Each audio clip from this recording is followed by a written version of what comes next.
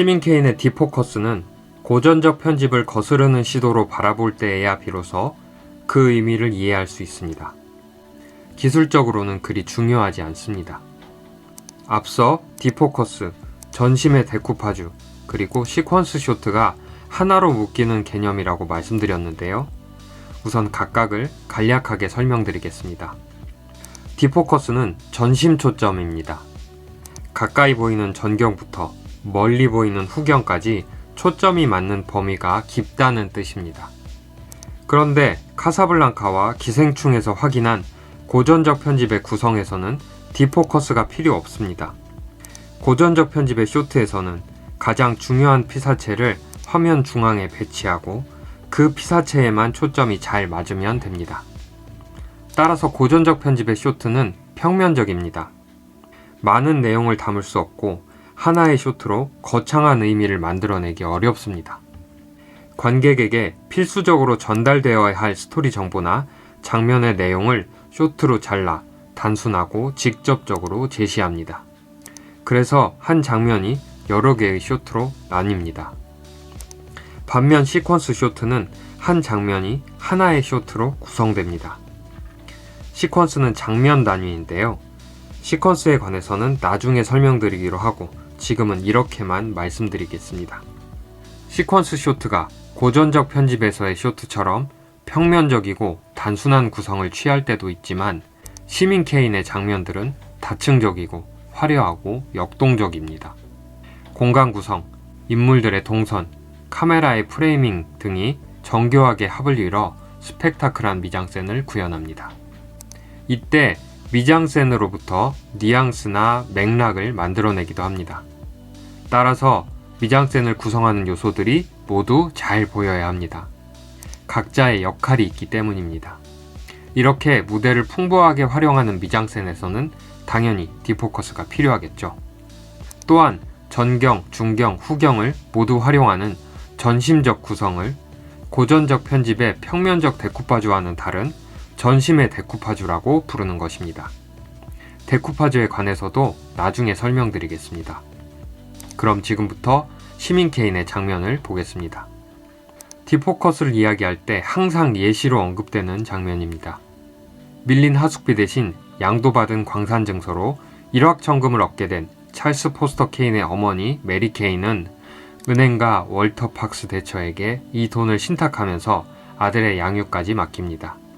메리 케인이 대처와의 계약에 서명하고 대처가 소년 케인을 데려가는 장면입니다.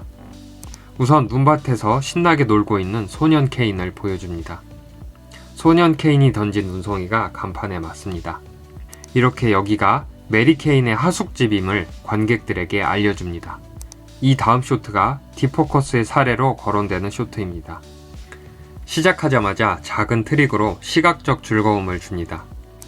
집 밖에 소년 케인을 보여주는 듯 하더니 카메라가 뒤로 물러나면서 집안의 메리 케인과 남편 짐 케인 그리고 은행가 대처가 보입니다. 물러나는 카메라를 따라 메리 케인이 움직이고 짐과 대처가 그를 따릅니다. 이때 메리 케인의 얼굴과 대사에서 어떤 결연함이 엿보입니다. 반면 짐 케인은 불평을 늘어놓으며 이 계약에 반대합니다. 그러나 짐의 불평은 이 계약에 영향을 주지 못합니다. 그것을 미장센으로도 알 수 있죠. 계약의 주도권을 가진 메리 케인은 가장 가까이, 가장 크게 보입니다. 반면 짐 케인은 테이블에서 한 발짝 물러서 있으며 대처보다도 작아 보입니다. 짐은 자신의 의사가 받아들여지지 않자 테이블 쪽으로 한 발짝 다가와 강하게 항의합니다. 그러자 구도가 리프레임 됩니다. 이에 아랑곳하지 않고 대처가 두 사람이 받게 될 배당금을 이야기하니까 짐이 못 이기는 척 항의를 거두고 서명이 진행됩니다. 이 과정에서 또 리프레임이 이루어집니다. 이때 짐이 창가 쪽으로 가서 창문을 닫습니다. 메리도 창가 쪽으로 갑니다. 그리고는 짐이 닫아놓은 창문을 엽니다. 여기까지가 하나의 쇼트입니다. 지속시간이 길기는 하지만 인물들의 배치와 이동, 카메라의 움직임 등을 활용한 화면 구도, 여기에 사운드 조합까지 정교하고 풍성한 미장센을 펼쳐보임으로써 시청각적 즐거움을 놓치지 않고 있습니다. 그렇다면 지금 우리가 확인한 이 쇼트가 고전적 편집으로 구성되었다면 어떻게 되었을까요? 행동, 말, 반응을 중심으로 여러 개의 쇼트로 나뉘어졌을 것입니다. 이를테면 이런 식입니다. 창 앞에서 대처가 메리 케인에게 어서 계약을 처리하자고 하자 메리 케인이 테이블 쪽으로 가면서 프레임 밖으로 나가면 짐 케인이 프레임 중심을 차지하면서 불평을 늘어놓기 시작합니다. 그러다가 짐도 메리 케인과 대처 쪽으로 가면서 프레임 아웃되고 창밖에 소년 케인이 잠깐 보입니다. 카사블랑카에서 우가테가 릭에게 말을 거는 상황을 보여주는 쇼트와 비슷한 구성이겠죠. 메리 케인과 대처가 테이블에 앉고 나면 처음에는 세 사람을 한꺼번에 보여주겠지만 짐 케인의 항의가 본격적으로 시작되면 대립구도에 따라 메리 케인과 대처를 한 쇼트로, 짐 케인을 한 쇼트로 각각 나누어 보여주었을 것입니다. 그러다가 메리 케인이 서명할 때는 그를 단독으로 보여주는 식입니다.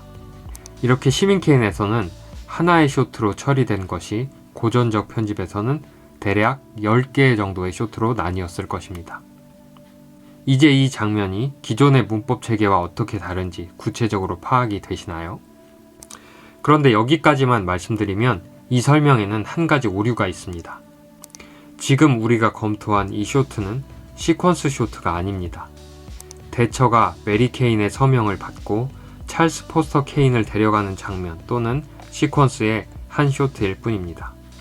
디포커스, 전심의 데쿠파주, 시퀀스 쇼트가 하나의 개념으로 묶이는 것이라는 설명은 앙드레 바쟁의 논의를 도식화한 설명인데 앙드레 바쟁이 이것을 논의할 때 주로 거론하는 작품은 시민 케인의 다음 작품인 위대한 엠버슨가이고 시민 케인을 거론할 때 언급되는 장면 또한 지금 우리가 검토한 이 장면이 아닙니다. 즉, 앙드레 바쟁의 논의를 설명하기에 적절한 예시는 아닌 것이죠. 그러나 시민 케인의 디포커스를 이야기할 때 늘 거론되는 장면이고 여기에 부정확한 설명이 덧붙여진 경우가 워낙 많아서 굳이 이 장면으로 설명드렸습니다. 한 가지 흥미로운 점을 지적하면서 이번 시간을 마무리할까 합니다. 웰스의 이러한 시도는 그 모형이 연극에 있습니다. 연극 무대 구성의 표현 방식을 영화에 도입한 것이라고 해야 할까요?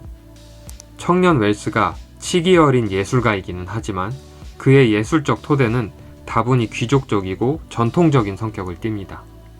즉, 그는 고전 예술에 뿌리를 두고 있는 사람입니다. 특히 위대한 엠버슨가는 더할 나위 없이 귀족적이고 고전적입니다. 그리고 시민 케인 역시 이러한 귀족적이고 고전적인 면을 가지고 있습니다. 그런데 기성세대와 권위에 반항한 누벨바그 세대들이 오손 웰즈에게서 새로운 영화를 발견하고 시민 케인과 위대한 엠버슨가에서 현대 영화의 아이디어를 논의했다는 점은 아이러니합니다. 웰스는 분명 비평가들의 눈을 휘둥그레지게 만들고 싶었을 것입니다. 그러나 그것이 프랑스 비평가들을 향한 것은 아니었겠죠.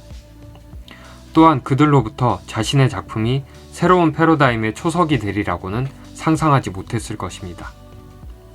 예술의 도약이란, 역사의 전개란 참으로 알 수 없는 일입니다.